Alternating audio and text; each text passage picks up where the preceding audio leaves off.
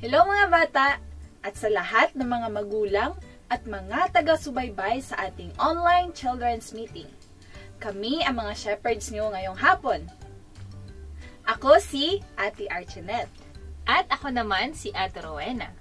Pero bago ang lahat, tumawag tayo sa pangalan ng Panginoon ng 3 beses. Oh Lord Jesus!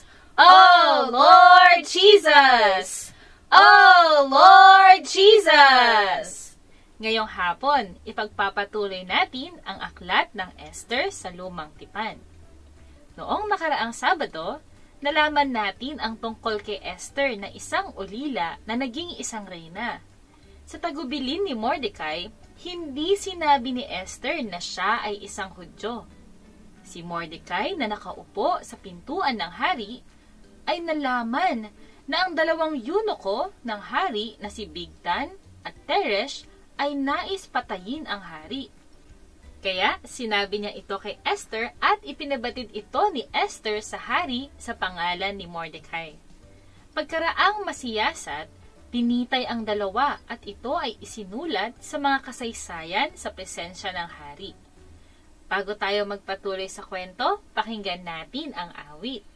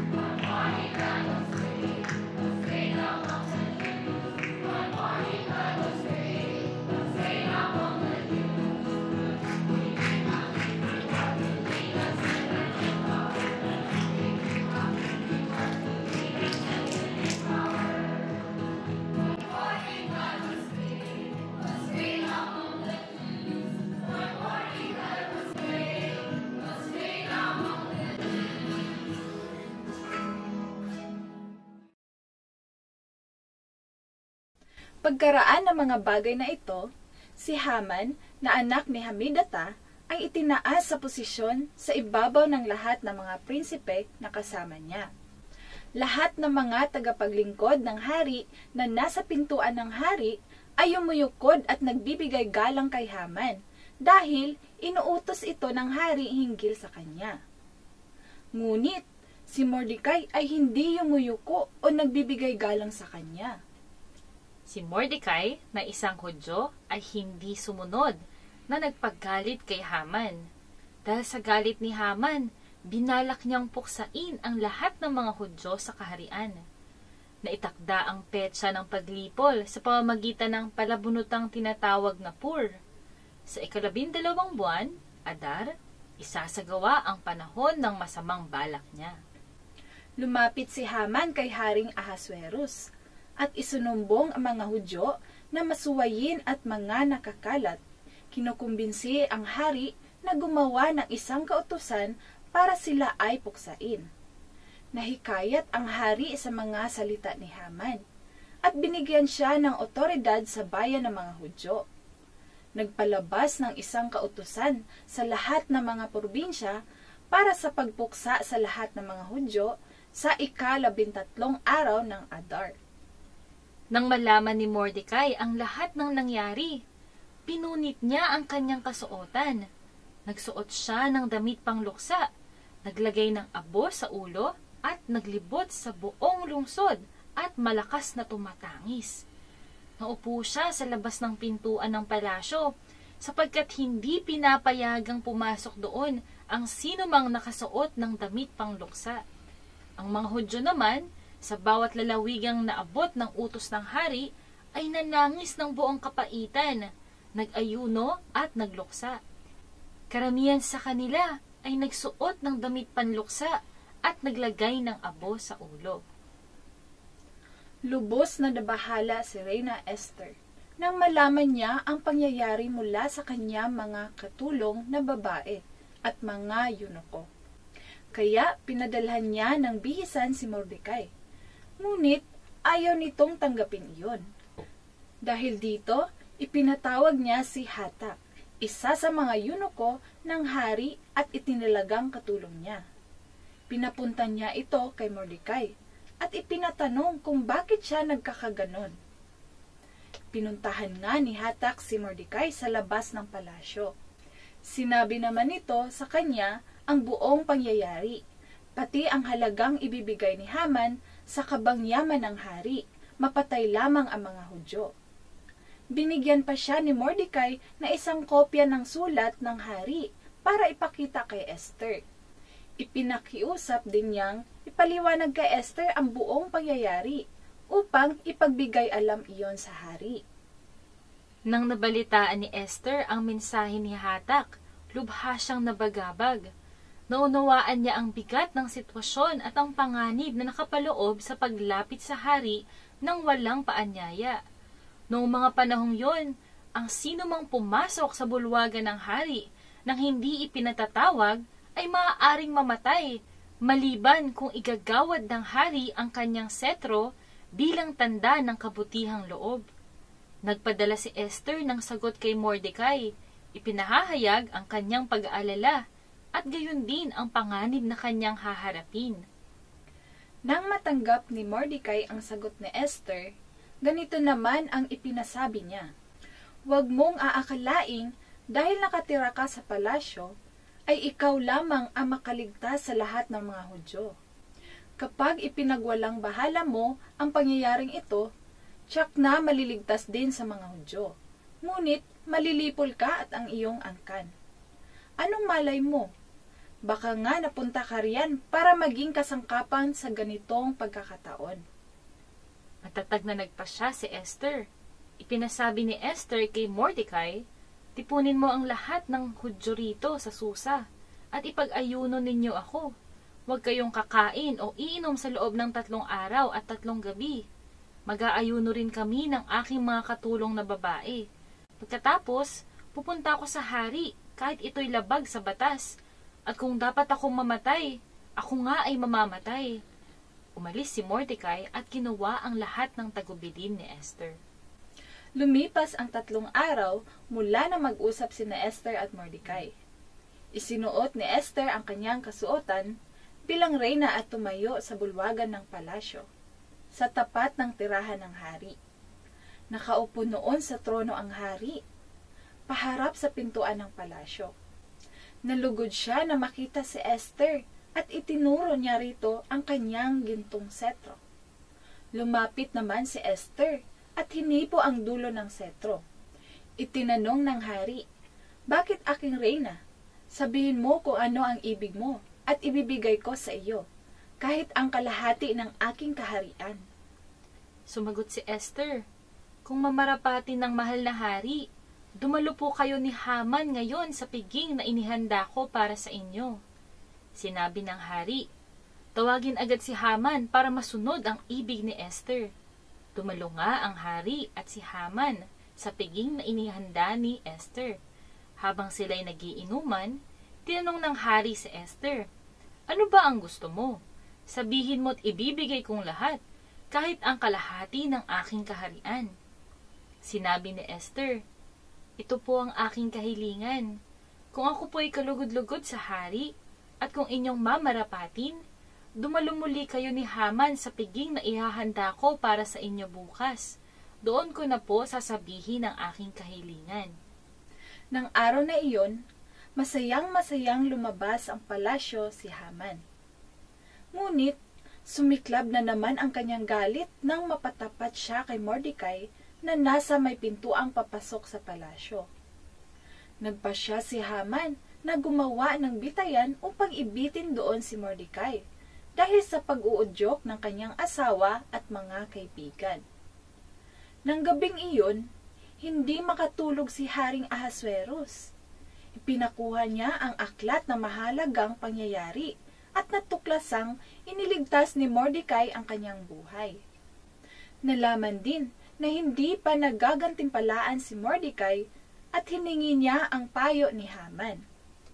Hindi alam ni Haman na nais ng hari na parangalan si Mordecai, kaya inutusan niya si Haman na ipatupad ang kanyang plano kay Mordecai. Napahiya si Haman habang ipinaparada niya si Mordecai na nakasakay sa kabayo ng hari sa buong lungsod. Sa ikalawang handaan ni Esther, ipinahayag niya ang matinding panganib na kinakaharap niya at ng kanyang bayan, na itinuro si Haman na kanilang kaaway. Nagalit ang hari at nakiusap si Haman para sa kanyang buhay, na higit na nagpagalit sa hari. Kaya si Haman, sa wakas, ay binitay sa bitayan na inilaan niya para kay Mordecai. Pagkatapos nito, ibinigay ni Haring Ahasuerus kay Esther at Mordecai ang otoridad sa sambahayan ni Haman. Hiniling ni Esther sa hari na palitan ng utos ni Haman, at pinayagan siya ng hari na maglabas ng isang bagong utos upang maprotektahan ang mga Hudyo. Sa itinakdang araw, nilaban ng mga Hudyo ang kanilang kaaway, ipinagtanggol ang kanilang buhay at natamo ang tagumpay. Ang utos ay nagdulot ng kaginhawaan at kagalakan sa lahat ng Hudyo at nagdiwang ang lahat ng tao sa kanilang kaligtasan. Ito ang wakas ng aklat ng Esther. Ngayon naman, tingnan natin ang mahalagang punto ng kwento. Una, si Mordecai ay isang Hudyong ganap na para sa iisang namumukod-tanging Diyos. Dahil siya ay ganap para sa Diyos, ayaw niyang yumukod sa kanino man, kahit na siya ay inuusig. Ikalawa, ang kanyang pag-ampon kay Esther ay nagpapakita na siya ay isang responsableng tao. Gayon din, nang narinig niya ang tangkang pagpatay sa hari, hindi niya ito pinabayaan at isinumbong niya ito kay Esther. Dahil dyan, isinulat ang kanyang ginawa sa mga kasaysayan ng hari, at sa kalaunan, siya ay ginantimpalaan. Sana mga bata, masanay kayo na maging responsable para sa kapakanan ng ibang tao, lalo na sa ating pamilya, upang sa darating na panahon, kayo ay mag-ani ng tagumpay. Ikatlo, sa mataas na pagsasaayos ng nakakubling Diyos, ang pag-aaruga ni Mordecai kay Esther ay nagresulta sa pagkaligtas ng bayan ng Diyos mula sa pagpuksa ng kaaway. Ngayon naman, basahin natin ang ating memory verse. Una sa English at pagkatapos sa Tagalog. Psalms 84:11. For Jehovah is a sun and a shield. Jehovah gives grace and glory. He does not withhold anything good from those who walk uprightly. Awit 84:11. Sapagkat ang Panginoong Diyos ay araw at kalasag. Ang Panginooy magbibigay ng biyaya at kaluwalhatian. Hindi siya magkakait na anumang mabuting bagay sa nagsisilakad ng matuwid. Story time!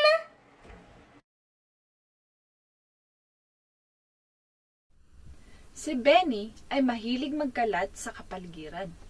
Hindi niya iniisip na masama ang kanyang ginagawa. Tapon doon, tapon dito, yan ang lagi niyang ginagawa araw-araw.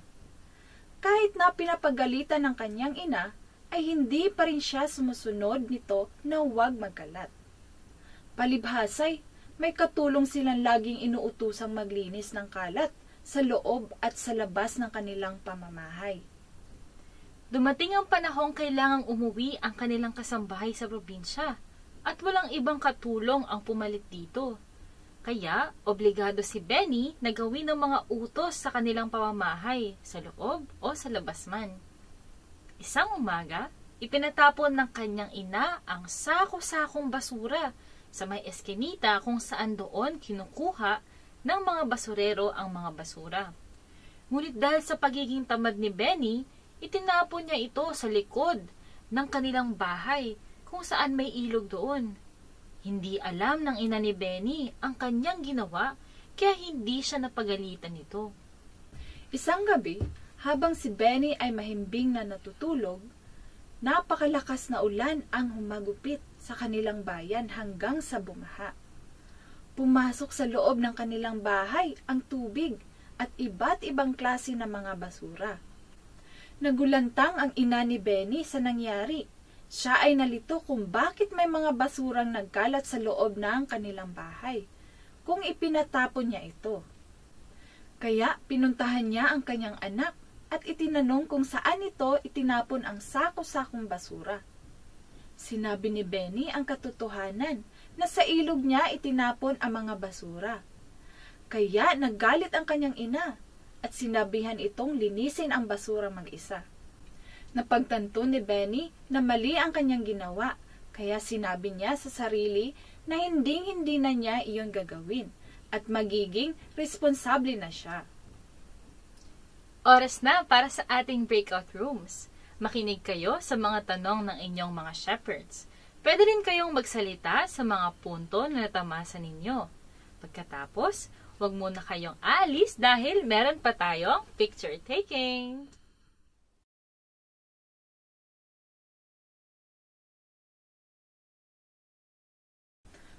Nag-enjoy ba kayo sa breakout rooms? Ngayon naman, sundan ninyo ang panalangin namin. O Panginoong Jesus, O Panginoong Jesus, salamat po sa kwentong aming narinig. salamat po sa kwento na aming narinig.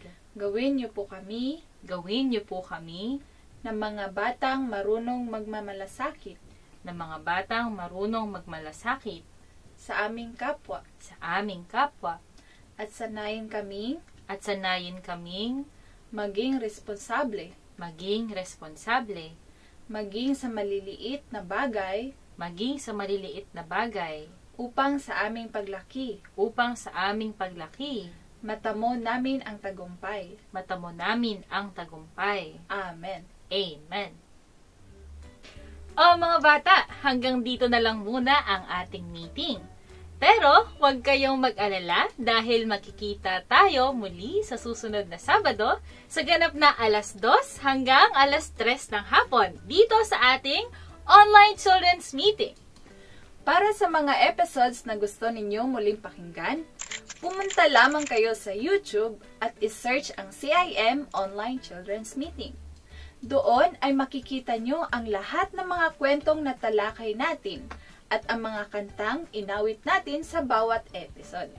Maaari rin kayong mag-invite ng inyong mga kaibigan upang sila rin ay makarinig ng salita ng Diyos. Huwag nyo rin kakalimutan na manalangin, magbasa ng Biblia, at tumawag ng Oh Lord Jesus! Oh Lord Jesus! Oh Lord Jesus! Dahil kapag ginawa ninyo ang mga ito, kayo ay magiging mga mahusay! Paalam! Hanggang sa muli!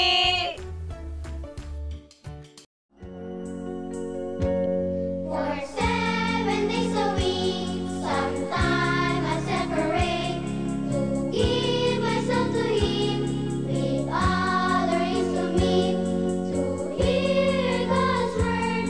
We do